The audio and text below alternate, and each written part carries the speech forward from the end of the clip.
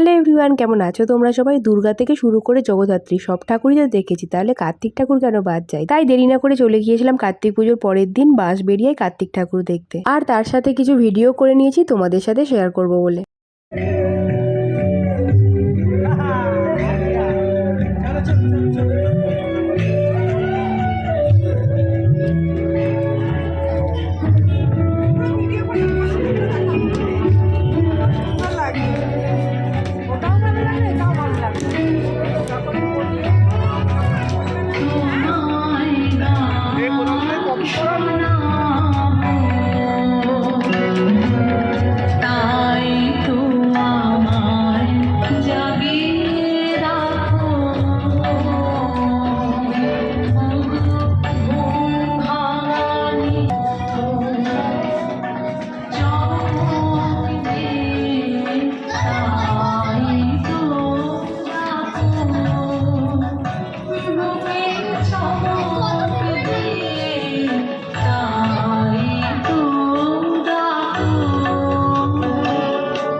খুব সুন্দর একটা প্যান্ডেল দেখে নিয়েছি। আমাদের কবিগুরুকে স্মরণ করে একটা প্যান্ডেল করা হয়েছিল, তো ভেতরটা আলাদাই সুন্দর লাগছিল। তো ওখান থেকে বেরিয়ে বিশাল বড় একটা মাঠের কাছে চলে এসেছি। এই মাঠে দুটো প্যান্ডেল হয়েছে আর বিশাল বড় মেলা বসেছে। তো প্রথম প্যান্ডেলটা থেকে বেরিয়েই পেয়ে গিয়েছিলাম আমার পছন্দের একটা জিনিস, হাওয়াই মিঠাই। তো এখান থেকে কিনে নিয়েছিলাম দুটো। এরপর ওই মাঠেরই সেকেন্ড প্যান্ডেলটা দেখতে গিয়েছিলাম। কিন্তু এখানে আমি একটা জিনিস ভাবি, কার্তিক পুজোয় সব প্যান্ডেলে কার্তিক ঠাকুর কেন থাকে না? তো এই প্যান্ডেলে যেমন দেখো আছে মহাদেব, তো অনেক প্যান্ডেলে দেখলাম মহাদেব আছে, কোথাও মা কালী, রাধাকৃষ্ণ, এরকম অনেক প্যান্ডেলে কার্তিক ঠাকুর নেই। তোমরা যদি কেউ জেনে থাকো বাঁশবেড়িয়া সব প্যান্ডেলে কেন কার্তিক ঠাকুর থাকেন, এর কোনো কারণ আছে কিনা, তাহলে আমাকে অবশ্যই কমেন্টে জানিও। যাই হোক, চলো অত ভেবে কাজ নেই, এবার অন্যান্য প্যান্ডেল গুলো যাই, সেইখানে গিয়ে দেখি এবার কি কি ঠাকুর আছে।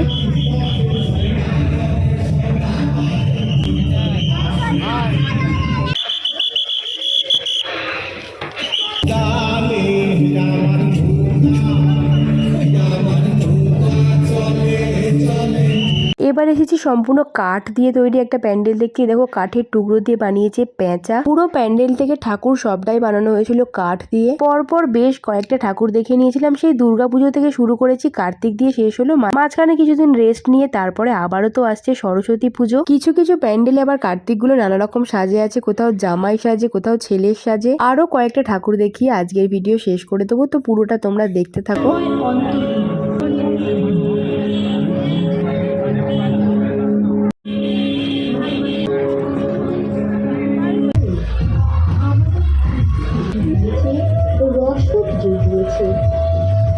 বাবা নিজের জীবনের শখ আহ্লাদ সবকিছুই চাপা দিয়েছে, তো করেছে সন্তানের প্রতি সীমাহীন ভালোবাসা।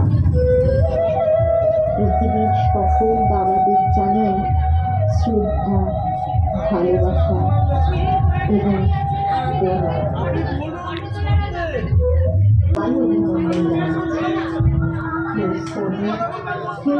কিন্তু